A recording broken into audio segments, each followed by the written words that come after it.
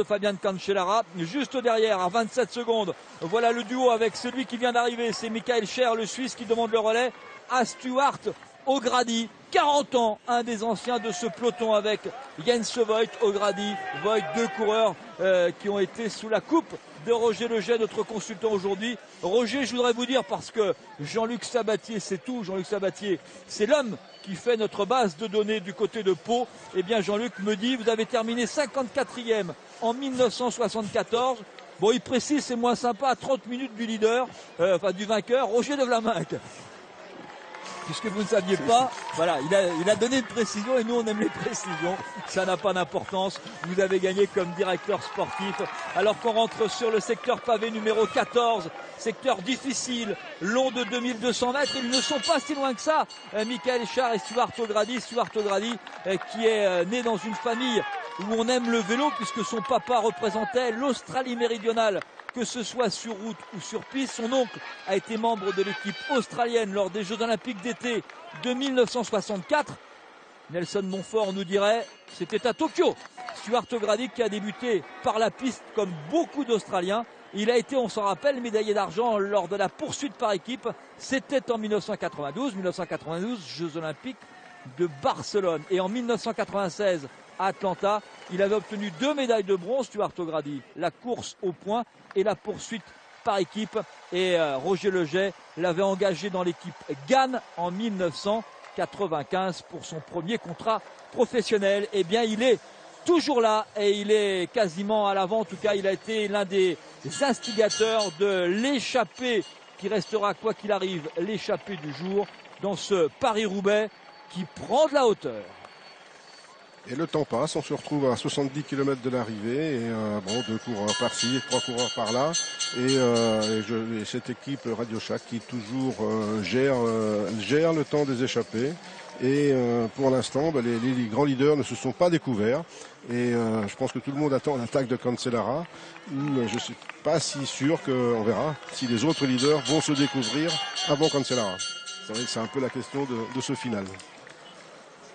Ça ressemble au coup de pédale de Stuart O'Grady, vainqueur du Paris-Roubaix 2007. Et avec Michael Scher, il tente de revenir dans ce long secteur pavé. Celui-là est assez pénible. Il est long, c'est dans la plaine, c'est vrai que c'est pénible. 1,09, c'est l'écart à 70 km de l'arrivée. J'ai envie de demander à Laurent Jalabert, dans son canapé, comment voit-il la suite de ce Paris-Roubaix? Allez, faites-nous rêver. Attendez, pardon Laurent, parce que, ah oui, le live, le direct d'abord, alors que Michael Scher est en train de lâcher Stuart O'Grady sur ce secteur pavé numéro 14. Et après un changement de vélo, crevaison de Tourouchoft. Nicolas. Crevaison de Tourouchoft dans ce secteur pavé avec des pavés très saillants, très coupants. Et donc ce n'est pas étonnant, le Norvégien là qui est à environ 500 mètres de l'entrée de ce secteur pavé qui va repartir, on le voit, qui est dépanné par son mécano. Et donc le Norvégien vient de repartir à l'instant à désormais déjà plus de 500 mètres du peloton. Et gros boulot là de Michael Scher, le Suisse, pour l'équipe BMC qui tente de revenir sur Gert Stigmans et Mathieu Eman. Laurent Jalabert, voilà le duo de tête, Mathieu Eman, Gert Stigmans pour l'ordre, la Sky et l'Omega Pharma Quick-Step. Laurent Jalabert, que va-t-il se passer maintenant? Écoutez, que va-t-il se passer? Heureusement qu'il y a la télévision pour le savoir, hein. Moi je ne suis pas devin, mais ce que j'imagine, c'est que certains vont devoir sortir de leur réserve. Il me semble que l'équipe Radio Shack maîtrise parfaitement la situation.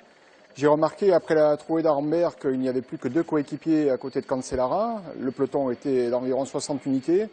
Ils ont pris les choses en main pour ramener dans le rang un groupe de contre-attaquants en laissant le soin de laisser toujours à l'avant les 4 échappés du premier secteur. Et ça a permis également à une partie des attardés de revenir. Donc ils ont récupéré au passage quelques coéquipiers. C'était judicieusement fait. C'était assez intelligent d'essayer de ralentir, d'impressionner l'adversaire, finalement en lui donnant l'impression qu'on allait mener la chasse, mais en le faisant de façon modérée pour permettre un retour et faire en sorte de récupérer des hommes. Donc pour l'instant, cette équipe maîtrise bien. Si on veut avoir des chances de battre Cancellara, s'il est aussi fort qu'au Tour des Flandres, il va falloir quand même s'en occuper à un moment ou à un autre. Donc là, pour l'instant, tant que ça évolue comme ça, c'est lui qui tient le bon bout. Je pense qu'il va falloir l'attaquer. Pour l'instant, il est en train d'endormir un petit peu ses adversaires. Il ne se passe pas grand-chose derrière. Hein. Il me semble que le rythme n'est pas non plus extrêmement soutenu. C'est d'ailleurs les hommes qui étaient tout à l'heure pratiquement rejoints qui reprennent de l'avance sur le peloton.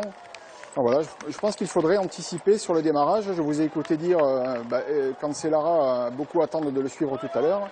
Mais attendre de le suivre, c'est prendre le risque de ne pas pouvoir et c'est peut-être prendre le risque de perdre la course.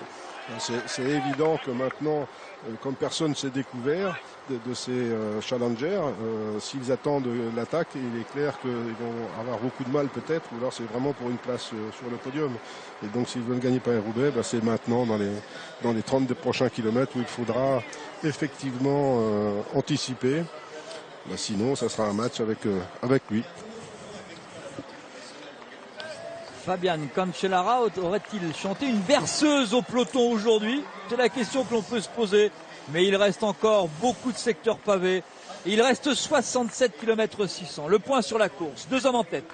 Gert Stigmans, Mathieu Eman, le Belge et l'Australien, ou plutôt l'Australien et le Belge. Mathieu Eman, spécialiste des échappées au long cours, parce qu'il en a fait plusieurs dans sa carrière, qui a été formé à la Rabobank. Formé dans l'équipe néerlandaise, Eman qui est passé professionnel dans l'équipe mère en 2000 alors que Tourouchoft vient de revenir dans le peloton après crevaison. Il s'était imposé dès février 2001 Mathieu Eman sur le Trofeo Manacor à l'issue d'une échappée, tenez-vous bien, de 177 km. Il avait eu jusqu'à 21 minutes d'avance et il avait réussi à préserver 4 minutes de marche sur le peloton. Et bien, malgré cet épisode espagnol, on rappellera quand même que Eman est avant tout un bon sprinter.